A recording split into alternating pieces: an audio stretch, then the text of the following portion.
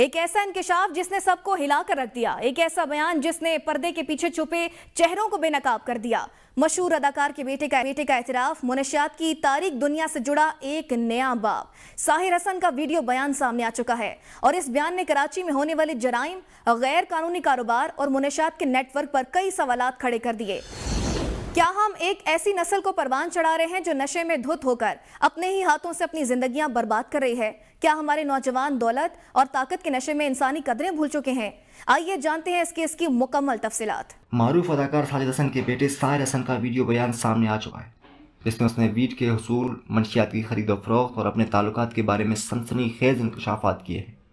ساحر حسن نے اعتراف کیا کہ وہ اسلام آباد میں اپنے دوست یحییٰ کے ذریعے ویڈ منگواتا تھا۔ یہ ویڈ ایک نجی کوریئر کمپنی کے ذریعے اسے گھر پر ملتی تھی، جو کیلیفورنیا، امریکہ سے منگوائی جاتی تھی۔ مگر یہ سب یہاں ختم نہیں ہوتا، بلکہ کہانی اور بھی تاریخ ہے۔ ساحر حسن کے مطابق اس کی ملاقات ارمغان قریشی سے 2017 میں ہوئی، جو 2016 سے منشیات فروخت کر رہا تھا۔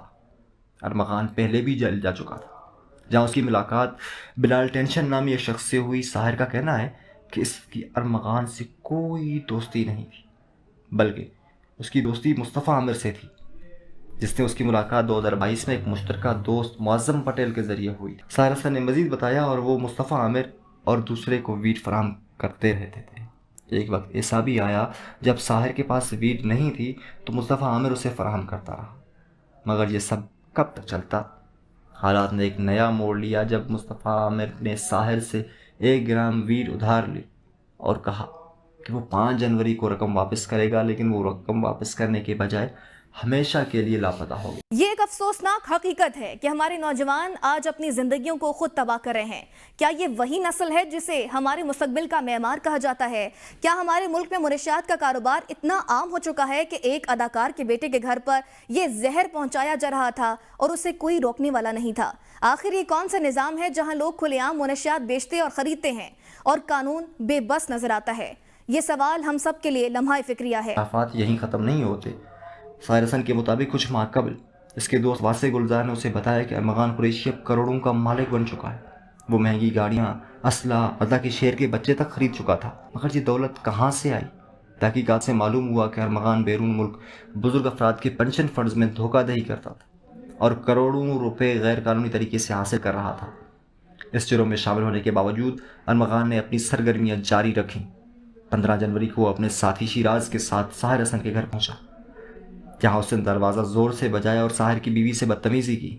یہ بھی سامنے آیا کہ ساحر حسن کے گھر کی الماری میں 400 گرام ویڈ چھپی ہوئی تھی، جو اس نے 35 لاکھ روپے میں خریدی تھی۔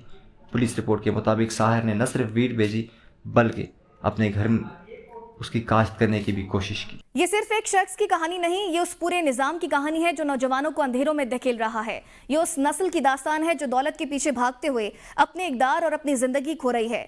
یہ کیسے ممکن ہے کہ شہر کے پوش علاقوں میں بیٹھے یہ لوگ منشیات کا کاروبار کر رہے تھے اور ہمارے قانون نافذ کرنے والے ادارے اندھے، بہرے اور گونگے بنے رہے؟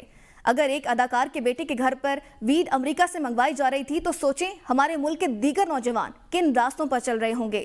یہ وقت ہے جاگنے کا، سوال پوچھنے کا اور ان مجرمان کو بے نقاب کرنے کا جو ہمارے بچوں کی زندگیاں تباہ کر رہے ہیں۔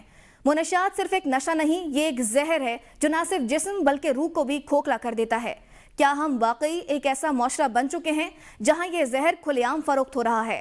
اگر آج ہم خاموش رہے تو کل ہماری اپنی نسلیں اسی اندھیرے میں غرق ہو جائیں گی۔ فیصلہ آپ کے ہاتھ میں ہے۔ کیا ہم اس زہر کے خلاف کھڑے ہوں گے یا پھر تماشائی بن کر ایک اور زندگی کو برباد ہوتے دیکھیں گے؟